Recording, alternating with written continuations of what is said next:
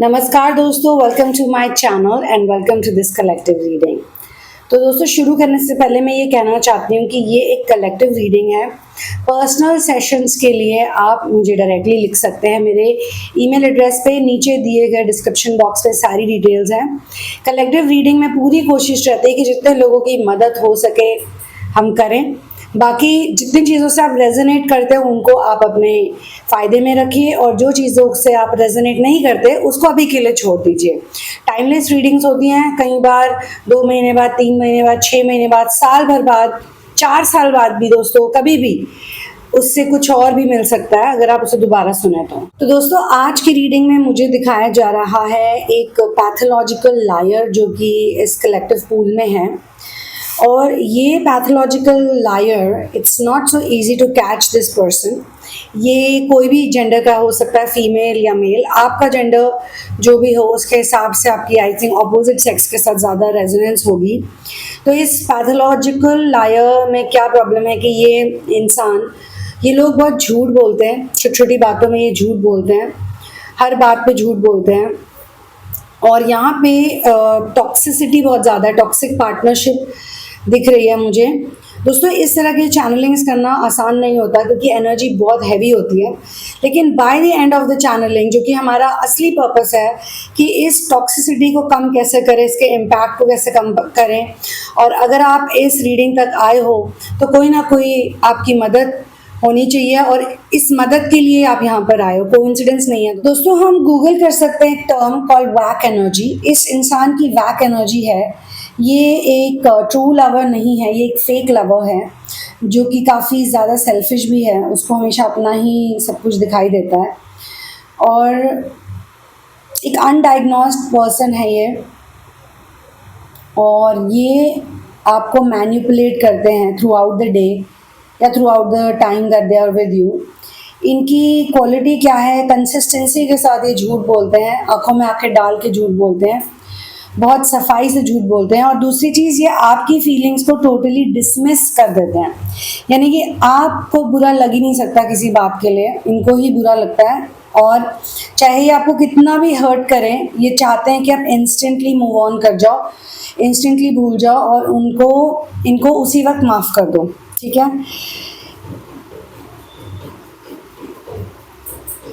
आप इनसे एक्सपेक्टेशंस जितना कम रखो उतना अच्छा है, क्योंकि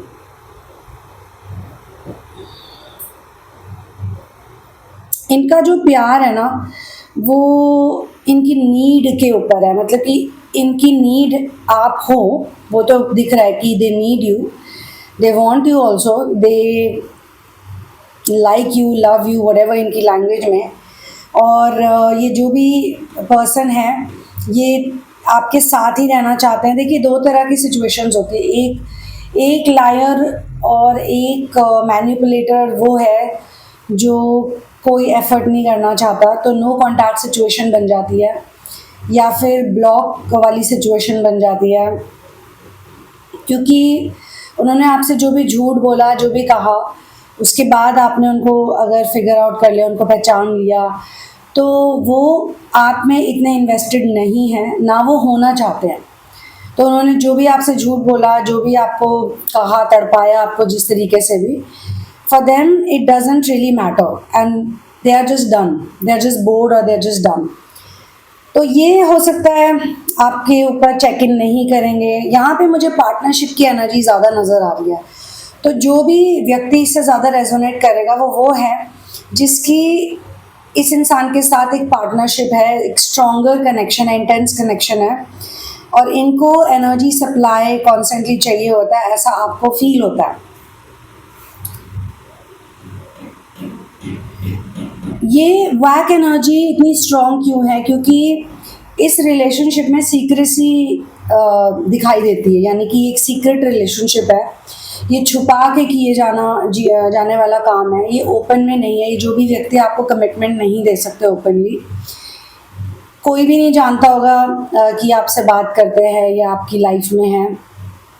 और आपकी रिलेशनशिप में कोई ऐसी चीज़ हो सकती है, ऐसी कोई बात हो सकती है, अगर हम इसे रिलेशनशिप ना भी कहें, कनेक्शन कहें, सिचुएशनशिप कहें, या जस्ट टाइम पास कहें तो उन शब्दों में ये ऐसा हो सकता है कि कुछ एम्बैरेसिंग लगता है इनको आपके साथ दिखना, आपके साथ कहीं प्रेजेंट होना, तो ये आपको कमिट नहीं कर सकते, आप इनके लेवल से नीचे हो। लेकिन ये आपसे क्यों बात करते हैं? क्योंकि आप इनको अपनी अटेंशन दे रहे हो, अपना टाइम दे रहे हो, आप इनको एंटरटेन कर रहे हो, आप इनको प्लीज़ कर रहे हो, आप वेले बैठे हो, इसलिए वो आपको अटेंशन और टाइम दे रहे हैं अकॉर्डिंग टू देम। जो दूसरा कैटेगरी है, जो दूसरा फॉर्मेट मुझे दिखता है, उसमें ये है कि रिलेशनशिप है, कमिटमेंट है, कोई सीक्रेसी नहीं है, इट्स ओपन लाइक थिंग कि हाँ I love this person is mine, blah blah blah. But फिर भी एक मैनिपुलेशन की एनर्जी रहती है, क्योंकि दे हैव इनसिक्योरिटी, उनको इनसिक्योरिटी है कि हो सकता है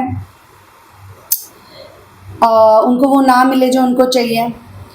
वो कहीं ना कहीं अपने अंतर मन में कॉन्फिडेंट नहीं है 100% आपको लेके, और कोई ना कोई चीज़ वो ऐसी करते रहता है कि जिससे कि कंटिन्यू रहे situation, ship, relationship, whatever it is.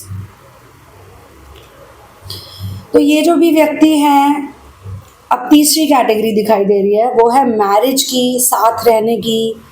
या तो आप एंगेज हो, या तो आप मैरिड हो, या तो आपके बच्चे हैं, ठीक है। जो बाकी दो सिचुएशंस है उसमें भी मैरिज की बातें होती रहती हैं, ऐसा नहीं कि नहीं होती, बिकॉज एक हुक क्रिएट करना पसंद करते हैं ऐसे लोग, एक हुक बना के रखते हैं ताकि आप उस पर हुक्ड ऑन रहो। तो आपको एक ऐसा प्रॉमिस देंगे, एक ऐसी बेट देंगे, एक ऐसी चीज़ बोलेंगे जो आपको बहुत पसंद है, like I love you, I want to marry you, you are the only one in my life, you are the one and only, तुम्हारे लिए तो मैं कुछ भी कर सकता हूँ या कर सकती हूँ, तुम्हारे बिना मुझे नहीं रहना। ये लड़कियां भी करती हैं और लड़के भी करते हैं, ये मेल फीमेल दोनों करते हैं। वो एक हुक बना के रखते हैं, एक ऑब्सेशन का माहौल क्रिएट करके रखते हैं कि भाई I am there for you always. और हर किसी को ये पसंद आता है कहीं ना कहीं, इवन जो लोग नो कॉन्टैक्ट भी चले जाते हैं, थोड़े टाइम के बाद उनको भी लगता है कि हाँ भाई कोई तो एक है जो बैठा हुआ है मेरे लिए, बैठा हुआ है या बैठी हुई है। तो तीसरा जो फॉर्मेट है ये है एक proper, you know, you are living under the same roof. हो सकता है आपके साथ में बच्चे भी हों, आपकी फैमिली है, तो आपका ये वाला रिलेशनशिप रिश्तेदारों के बीच में हर जगह पे चल रहा है। यहाँ पे भी एक रनर चेजर डायनामिक है, मतलब कि एक छत के नीचे रहते हुए भी वो वाली बात नहीं है, वो वाला कॉन्फिडेंस नहीं है, कॉन्स्टेंटली एक टेंशन रहती है, कॉन्स्टेंटली एक घबराहट सी रहती है, एक नर्वसनेस सी रहती है constantly. You are never 100% sure कि ये बंदा अब क्या करे, अगले मिनट, अगले दिन, अब क्या नई मुसीबत आने वाली है। तो you are working very hard on this relationship dynamic, you are always walking on egg shells, you feel कि बहुत ज़्यादा गैस लाइटिंग होती है आपके साथ। साथ में इमोशनल निगलेक्ट, मतलब आपके इमोशंस की कोई कदर ही नहीं है। अब जो ये व्यक्ति है जो ऐसा कर रहे हैं, उनकी लाइफ में भी अनरिलीज ट्रॉमा है और आपकी लाइफ में भी अनरिलीज ट्रॉमा है। बेसिकली ये व्यक्ति आपके मिरर हैं। तो यूजुअली ये वाली इन्फॉर्मेशन आपको मिल जाएगी, बहुत अच्छे अच्छे कंटेंट बनाने वाले हैं जो इस सब्जेक्ट पे बात करते हैं। लेकिन अब चैनलिंग के दूसरे भाग में जाता है, जो कि है आपको ये बताना चाहता है कि आपको इन सब चीज़ों से कैसे निकलना है, क्योंकि जो भी आपकी किस्मत में लिखा है दोस्तों, वो तो होना ही है। किस्मत में जो लिखा है उसे कोई बदल नहीं सकता दोस्तों। प्रारब्ध एक ऐसी चीज़ है, ऊपर से आप अपना भाग्य लिखवा कर आए हो, उसे कोई नहीं बदल सकता। तो आप कितना भी भागोगे, कितना भी दौड़ोगे, उससे कोई फर्क नहीं पड़ेगा। आप एक इंसान को छोड़ के दूसरे के पास जाओगे, चेहरा बदल जाएगा, शरीर बदल जाएगा, लेकिन एनर्जी सेम रहेगी। वही चीज़ आपको बार बार अलग अलग लोगों में दिखने को मिलेगी, सेम एनर्जी। इसलिए भागने का, दौड़ने का कोई फ़ायदा तो है नहीं, खुद को बचाने का, प्रोटेक्ट करने का कोई भी फ़ायदा नहीं है। करना क्या है, आपको अपनी एनर्जी को स्ट्रॉन्ग करना है। यानी कि कोई कुछ भी करता रहे, कुछ भी कहता रहे, आपकी खुद की एक ज़िंदगी होनी चाहिए। आजकल की दुनिया में जिसमें हम रह रहे हैं दोस्तों, इतने सारे डिवोर्सेस हो रहे हैं। डिवोर्स एक कॉमन चीज़ हो गई है। ब्रेकअप करना फिर भी एक आसान चीज़ है कि दो लोगों का रिलेशनशिप चल रहा है, आप फिर भी ब्रेकअप करके कह सकते हो कि goodbye, it's not working out. But शादी करने के बाद, सारी दुनिया के सामने कबूल है करने के बाद, फिर डिवोर्स लेना बड़ा ही टेंशन का काम है दोस्तों। उसमें बहुत सारी ज़िंदगियाँ अफेक्ट हो जाती हैं। इसीलिए अगर आप उस सिचुएशन में नहीं हो, पहली बात तो ये अच्छी बात है। दूसरी चीज़, अगर आप ऑलरेडी एक मैरिज में हो तो मैं आपको यही बोलूँगी, मेरे पास बहुत लोग आते हैं काउंसलिंग कराने। कितने ऐसे लोग हैं जो दूसरी शादियां भी कर रहे हैं लेकिन अपनी हीलिंग नहीं कर रहे, क्योंकि जब तक आप हीलिंग नहीं करोगे, जैसा कि मैंने अभी कहा कि चेहरे बदल जाएंगे, शरीर बदल जाएगा, बट एनर्जी तो सेम टू सेम रहेगी। फिर आप क्या करोगे?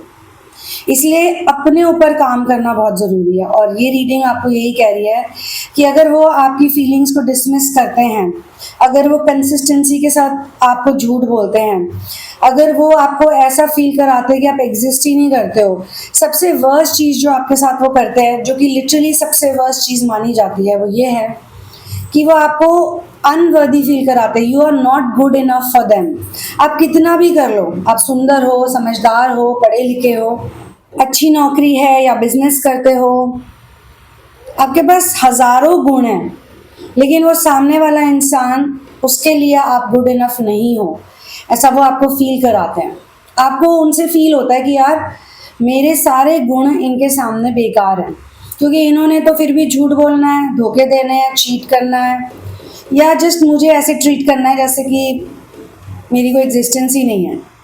तो इंसान थक जाता है, ड्रेन हो जाता है, किसी को प्लीज़ कर करके सारे टाइम, किसी को ये दिखा के कि देखो मुझे, देखो मुझे, I am so nice, I am the one for you. तो हम अपना हार्ट ब्रेक खुद ही करते हैं दोस्तों। हमें अपना हार्ट ब्रेक नहीं करना, चाहे कोई कुछ भी करे, हमें खुश रहना है। We should be happy. अपनी खुद की ज़िंदगी बनाना ज़रूरी है दोस्तों, अपनी खुद की पहचान बनाना ज़रूरी है, अपने लिए समय निकालना ज़रूरी है, अपना काम करना ज़रूरी है। अपनी प्रोग्रेस के बारे में सोचिए दोस्तों, अपनी हेल्थ के बारे में सोचो, अपनी फिटनेस के बारे में सोचो। हमसे लोग तभी प्यार करेंगे जब हम खुद से प्यार करेंगे, खुद की रिस्पेक्ट करेंगे। अगर हम खुद की रिस्पेक्ट नहीं करते, खुद से प्यार नहीं करते, ओवर ऑब्सेस्ड क्रेजी साइको जैसा बिहेव करेंगे, अगर हम भी हमेशा मैनिपुलेट होते ही रहेंगे, तो दूसरे हमें मैनिपुलेट ज़रूर करेंगे। तो इस कलेक्टिव रीडिंग में हम ये जान रहे हैं, जिसके भी ऊपर ये सिचुएशन चल रही, चाहे आप मैरिड हो, चाहे आप सिंगल हो, चाहे आप कमिटमेंट में हो, चाहे आपके बच्चे हैं, चाहे नहीं हैं, in any case you deserve to be happy. You deserve to know that you're good enough. You deserve to know that you're lovable and loving. और मेरे हिसाब से दोस्तों, मेरा पर्सनल एक्सपीरियंस यही कहता है, क्योंकि देखिए रिलेशनशिप ऐसा नहीं कि हर किसी के ही सारे ही परफेक्ट है। यहाँ पे बहुत लोगों के ब्रेकअप्स हो चुके हैं, बहुत लोगों के साथ धोखा हो चुका है, बहुत लोगों के साथ चीटिंग हो चुकी है, बहुत लोग एंगेजमेंट तक जाके जिनकी शादियां टूट चुकी हैं, लाइक रिलेशनशिप टूट चुका है, बहुत लोग शादियां करके वापस आ चुके हैं घर अपने। तो ये सारे डायनामिक्स तो चलते रहेंगे। ये टाइम ही ऐसा है, जिस टाइम पे हम पैदा हुए हैं, दिस इज़ द टाइम, एक ट्रांजिशनल टाइम है। इसमें मैस्कुलिन एनर्जी और फेमिनिन एनर्जी का काफ़ी ज़्यादा पूरे वर्ल्ड में डिस्टॉर्शन है। कितने सारे तो ऐसे मर्द हैं जो फेमिनिन एनर्जी में रहना चाहते हैं, फेमिनिन मैस्कुलिन एनर्जी में रहना चाहते हैं। जेंडर का भी काफ़ी डिस्टॉर्शन चल रहा है, जेंडर आइडेंटिटी का डिस्टॉर्शन चल रहा है। तो ऐसे में दोस्तों अपने पे ध्यान देना बहुत ज़रूरी है, खुद से प्रेम करना बहुत ज़रूरी है, और सरेंडर करना बहुत ज़रूरी है। जब हम एक्सेप्ट कर लेते हैं अपनी लाइफ को द वे इट इज़, जो भी हमारी लाइफ है हमको एक्सेप्ट करना ही है, हमारी यही डेस्टिनी, हमारी प्रारब्ध है। पहले तो प्रारब्ध को एक्सेप्ट करना सीखो। अगर आपने अपनी प्रारब्ध को एक्सेप्ट कर लिया, तो फिर आपको आगे ही देखना है कि व्हाट इज़ नेक्स्ट, अब क्या सॉल्यूशन। खुद को अपलिफ्ट करने का, खुद को खड़ा करने का, खुद को हैप्पी करने का क्या सॉल्यूशन है। सॉल्यूशन ढूंढना बहुत ज़रूरी है दोस्तों, और अपनी हीलिंग, डेली हीलिंग करना ज़रूरी है। अगर आप लोग मेरा चैनल देख रहे हो काफ़ी टाइम से, तो मैं हमेशा कहती हूँ सोलर प्लेक्सस पे वर्क करो। ये एक जादुई मंत्र है, इतना छोटा सा मंत्र और इतना बड़ा जादू। दोस्तों डाउनलोड्स देना मेरा काम है, लेकिन फिर भी प्रैक्टिकल एक्सपीरियंस से बोलना मुझे बहुत पसंद है, स्पेशली अगर मैं कोई एडवाइस दे रही हूँ या कोई गाइडेंस दे रही हूँ कि हाउ टू फील बेटर। मेरे ख्याल से राम नाम के मंत्र से बढ़िया इस दुनिया में कोई जादू नहीं है। आप कितनी भी नेगेटिव सिचुएशन में होगे, कितना भी गंदा फील कर रहे होगे, कुछ भी होगा, एग्जैक्टली आपको कैसे ठीक करना है वो राम नाम का मंत्र जानता है। आपको बस अपना ध्यान लगाना है, नाम जपना है। मैं खुद डेली जितना कर सकती हूँ करती हूँ, मुझ पर भगवान की कृपा ऐसी बनी रहे, बल्कि जितना ज़्यादा हो सके उतना करूँ, मैं तो यही चाहती हूँ। अगर आपके पास मास्टर्स हैं, गुरु हैं और आपके पास राम नाम है, तो आपको दुनिया में कोई भी चीज़ लो नहीं कर सकती। दोस्तों एक चीज़ मैं आपको बोलना चाहती हूँ, यहाँ पे मैनिपुलेटर्स हर जगह पे हैं। जो बहुत भोले भाले लगते हैं वो भी मैनिपुलेटर्स हैं, जो बहुत मीठी मीठी बातें करते हैं वो भी मैनिपुलेटर्स हैं। मैनिपुलेटर्स, टॉक्सिक लोग और नार्सिसिस्ट हर जगह हैं। कहाँ तक भाग के जाओगे, कितनी दूर तक जाओगे? आपके घर में ही है, पड़ोस में है, रोड पे है, बाहर है, हर जगह है। तो लाइफ पार्टनर्स के साथ, रोमांटिक कनेक्शंस के साथ भी जो लोग, हम लोग जो इतना ज़्यादा हद से ज़्यादा कनेक्ट हो जाते हैं कि हाँ भाई यही है सच्चा प्यार, ऐसा नहीं है। सच्चा प्यार आपके अंदर है। अगर आपके अंदर सच्चा प्यार है तो आपको बाहर सच्चा प्यार मिल ही जाएगा, और नहीं भी मिलेगा तो you will not give a rats S, you will not care a dam. तो दोस्तों इस बात पे मैं इस चैनलिंग को यहीं पे क्लोज करती हूँ। Thank you so much for being here with me. One love, peace out and victory to Ram.